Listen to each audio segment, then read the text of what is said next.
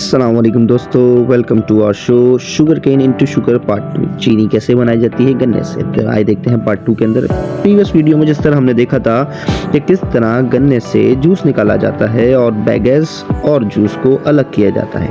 आज हम देखेंगे कि किस तरह उस गन्ने के जूस से फर्दर चीनी बनाई जाती है। तो दोस्तों, जैसे कि आपको नज़र आ रहा है कि आपके सामने एक चैम्बर है सिल्वर कलर का। इस चैम्बर का मकसद ये होता है कि जो हमने गन्ने का जूस निकाला था स्टार्ट में, उसको मज़ीद गाढ़ा किया जाए ताकि उसको चीनी की तरफ लेके जाया जा सके।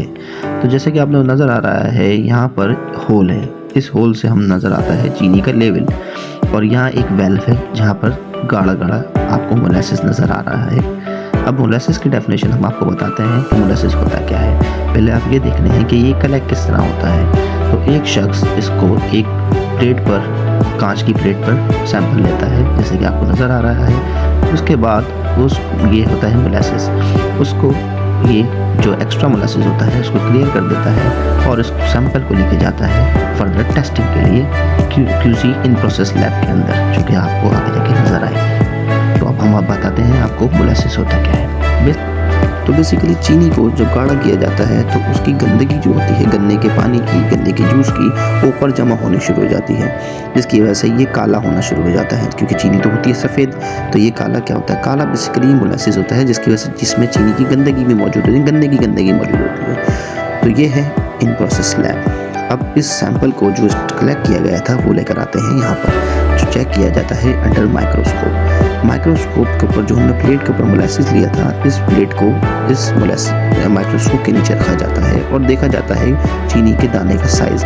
तो ये जो आपको स्क्वायर बॉक्सेस नज़र आ रहे हैं, ये है बेसिकली आपकी चीनी, और ये ब्राउन मौजूद आ रहा है, जो नज़र आ रहा है वो है मोलासिस यानी गंदगी। तो चलिए अब आगे हम देखते हैं कि किस तरह मोलासिस से आगे चीनी कैसे बनाई जाती है। तो मोलासिस के अंदर तरीक़ेकार ये होता है कि सबसे टॉप पे मोलासिस होता है, उससे नीचे कम ग्रेड की चीनी, उससे नीचे कम ग्रेड की, उससे अच्छी ग्रेड की चीनी, और सबसे नीचे सबसे अच्छी ग्रेड की चीनी मौजूद होती है। क्योंकि इस मोलासिस टॉप पे होता है, जिसकी वजह से ऊपर वाली चीनी के अंदर गंदगी भी मिक्स हो जाती है। तो अब हम आपको दिखाते हैं कि ग्रेड A की चीनी कैसी होती है। वहाँ जब चीनी अलग हो जाती है मोलासिस से, लगातार हीट करने के बाद जब नीचे से कलेक्ट किया जाता है चीनी का सैंपल, तो वो आता है इन चैम्बर्स के अंदर, जिन चैम्बर्स के अंदर से सैंपल दिखाया जा रहा है आपको। ये है हमारी A ग्रेड चीनी, जो कि इंतहाई प्योर है। तो ये चीनी जिस तरह आपको नज़र आ रही है अभी है पाउडर फॉर्म में, जो कि थोड़ा सा अभी ड्राई होना बाकी है। इसको फर्दर आगे हम दिखाएंगे किस तरह ड्राई करके चीनी की असल शक्ल दी जाती है। अब आ जाते हैं ग्रेड B की चीनी के ऊपर। तो आप देखें ग्रेड B की चीनी और ग्रेड A की चीनी में क्या फ़र्क है।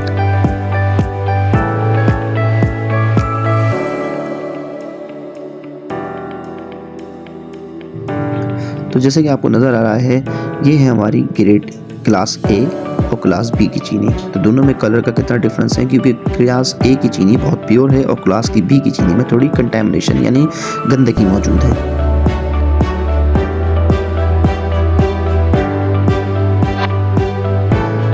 तो ये है हमारी क्लास C की चीनी। तो ये है क्लास C के चैम्बर्स, जिसके अंदर क्लास ग्रेड C या क्लास C की चीनी मौजूद होती है। तो अब हम आपको दिखाते हैं फर्दर कि कितना फ़र्क है A, B और C क्लास की चीनी के अंदर। तो हमारे जो रिप्रेजेंटेटिव हैं वो आपको दिखा रहे हैं क्लास A, क्लास B और क्लास C की चीनी। तो ये है हमारी चीनी, जो कि अभी पाउडर फॉर्म में मौजूद है, और आपको फर्दर ग्रेड करके दिखाई जाएगी।